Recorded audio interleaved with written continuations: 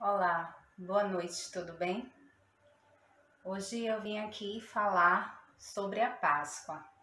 Hoje, domingo de Páscoa, nesse ano de 2020, ano de muita luta para todos nós, não só brasileiros, como todos os seres humanos do mundo, né? Estamos enfrentando desde março essa quarentena, nesse combate ao novo coronavírus. E nessa reflexão que eu fiz nessa Semana Santa, eu me emocionei. Eu sempre me emociono, mas eu me emocionei ainda mais. Porque quando eu lembrei daquele vídeo em que eu falava dos fins dos tempos, sobre as pestes que foram profetizadas pelo nosso Senhor Jesus Cristo, e aí que ele falava das pestes, dos rumores de guerras, dos terremotos, dos maremotos e tudo que já temos visto se cumprir, né, neste período de tempo.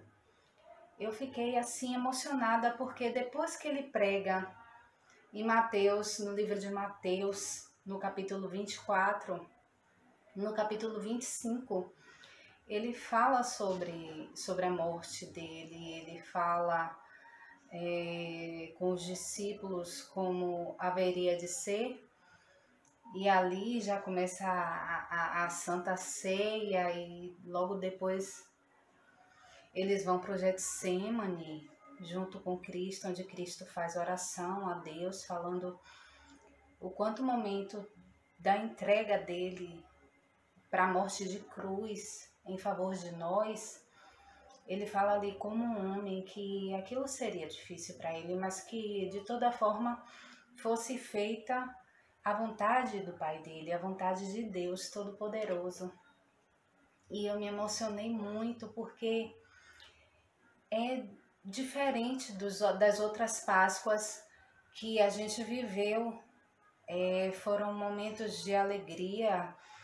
Nós, baianos, nos alegramos muito quando passa a festividade do carnaval, e aí aumenta o número de vagas de emprego, e aí a gente está naquela perspectiva de trabalhar, e vem a Páscoa e todos consomem muito chocolate e as vagas se abrem nas fábricas de chocolate, aquela coisa assim da engrenagem funcionando perfeitamente.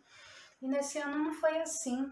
Nesse ano a gente soube dessa situação e vieram acontecendo mortes nos outros países, e essa assolação do Covid-19, dessa doença, chegou até aqui através desse vírus e trouxe esse pesar, trouxe essa tristeza, de verdade, tristeza de estarmos confinados numa quarentena, sem poder ir e vir de maneira tranquila, de certa forma sufocados, como as pessoas que estão contaminadas, né, pelo vírus e sofrem uma falta de ar muito grande com as máscaras. Eu tenho dificuldade de usar máscara, sinto falta de ar, ainda mais que eu trabalho na rua falando. Então, quem me conhece sabe.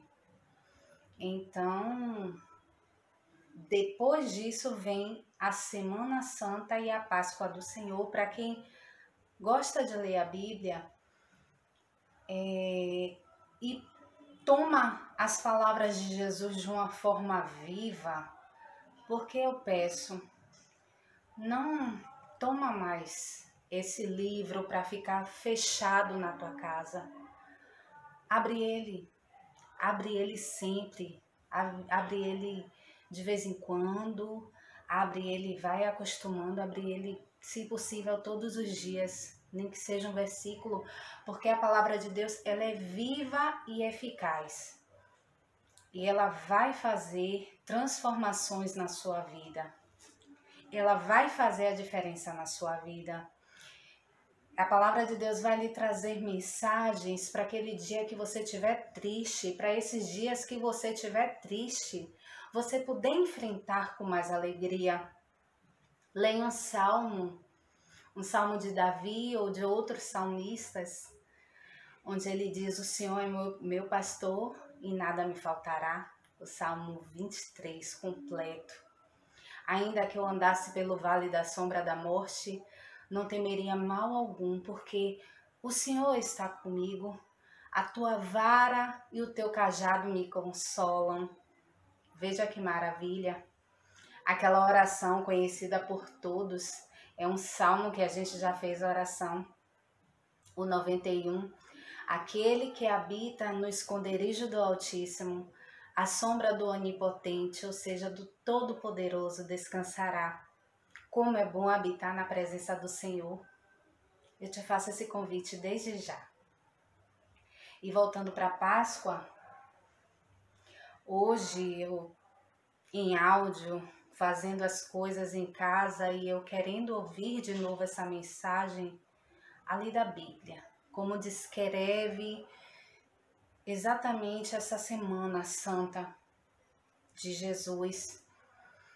E ele, depois de falar desses sinais dos tempos até a vinda dele, ele prediz sua morte e aí ele é entregue.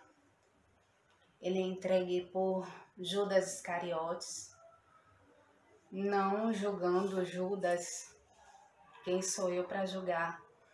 Quantas vezes eu já neguei o Senhor como Pedro? Quantas vezes eu já pequei contra o Senhor? Como todos nós somos falhos, e não dizendo que algum de nós é melhor do que algum outro, não. Somos todos iguais perante o nosso Deus. E vendo esse momento que Judas entrega e Jesus, ainda sabendo que ele o entregou, naquele momento ali no Getsemane, ele disse: acordem porque é chegado a minha hora de ser entregue. E quando ele se encontra com Judas, ele diz: amigo, tu me traz com um beijo.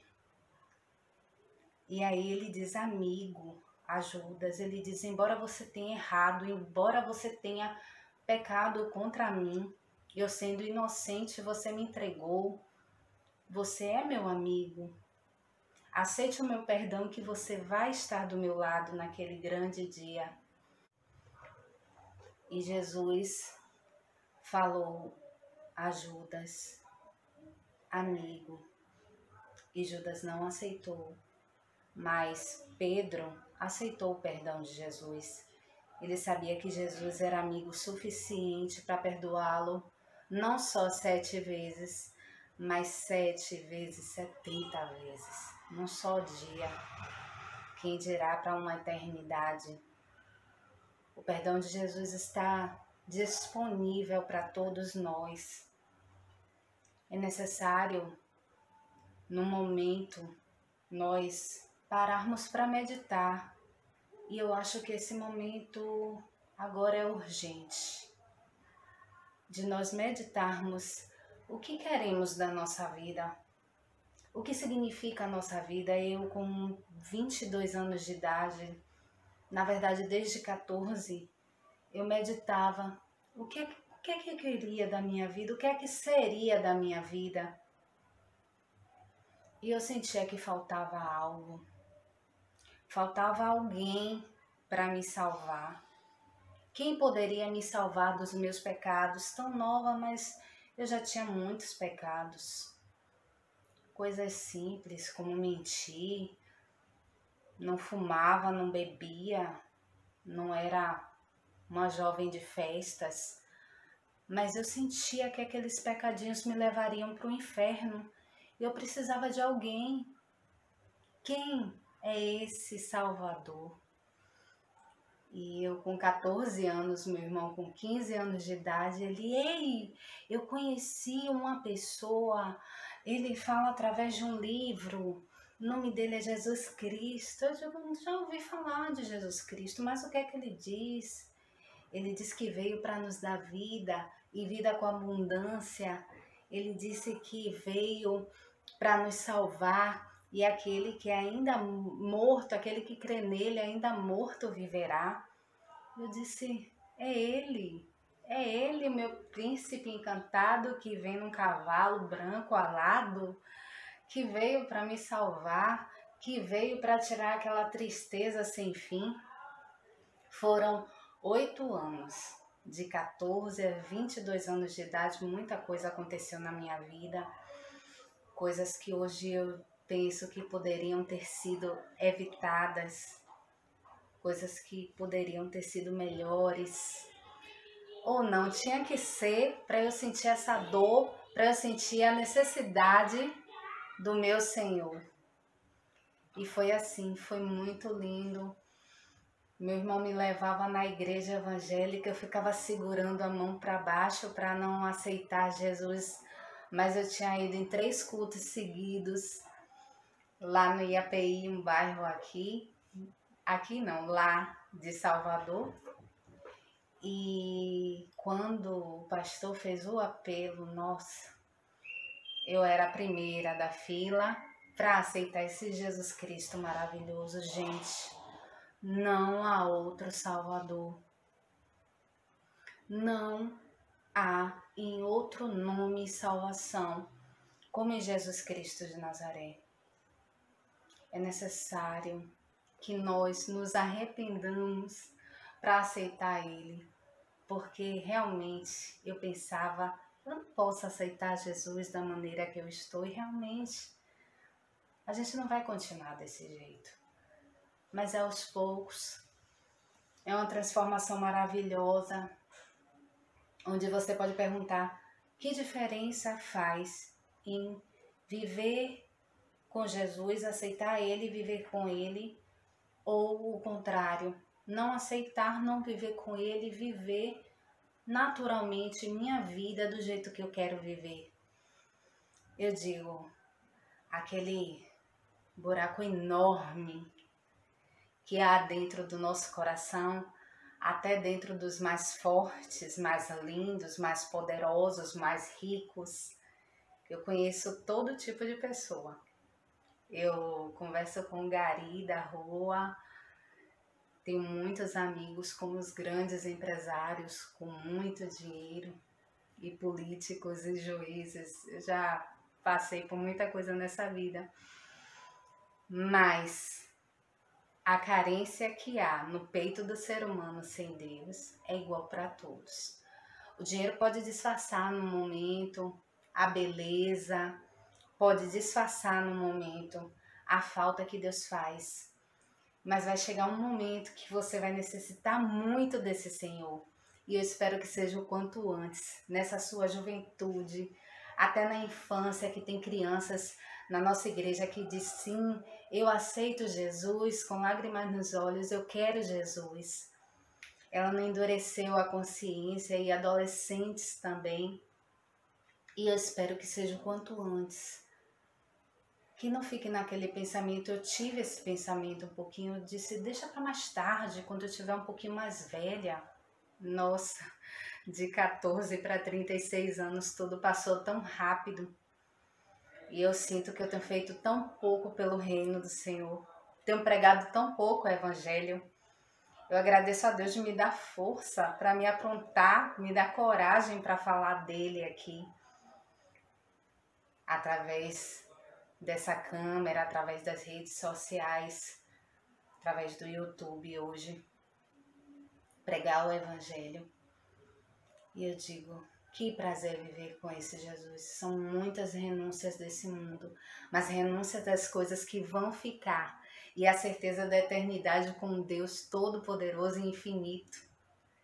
Eu troco sempre, eu troco todos os dias, meus 80, 90, 100 anos, quem dera, neste mundo de sofrimento, por uma eternidade com meu Deus. E me perguntam, o que é que você está ganhando? A alegria, a certeza, a esperança de ter uma pessoa tão maravilhosa comigo em todos os lugares que eu vou. Eu não me sinto só. eu me sinto feliz com o meu Deus, com o meu Senhor. E esse Deus do livro de João, capítulo 3:16. Porque Deus amou o mundo de tal maneira que deu seu Filho unigênito, para que todo aquele que nele crê não pereça, mas tenha vida eterna. Esse Deus todo maravilhoso, medite nesta palavra com calma. Esse Deus todo maravilhoso deu seu Filho único para morrer por nós, pecadores. Ele deu uma chance para nós. Jesus morreu no madeiro naquela sexta-feira. Ele se entregou por nós, ele não merecia morrer. Ele era naquele momento em carne, ele é santo, ele nunca pecou. Ele negou tudo por nós enquanto esteve naqueles 33 anos em média aqui na terra. Ele negou. Nunca pecou, morreu por nós. E naquele momento de tristeza dos discípulos e das discípulas dele, ele já tinha dito que não era para se desesperar, porque ele ia voltar. E ao terceiro dia ele ressuscitou. Ele passou da morte para a vida. E ele nos dá o direito de passar da morte deste mundo, da morte do pecado, para a vida eterna com ele.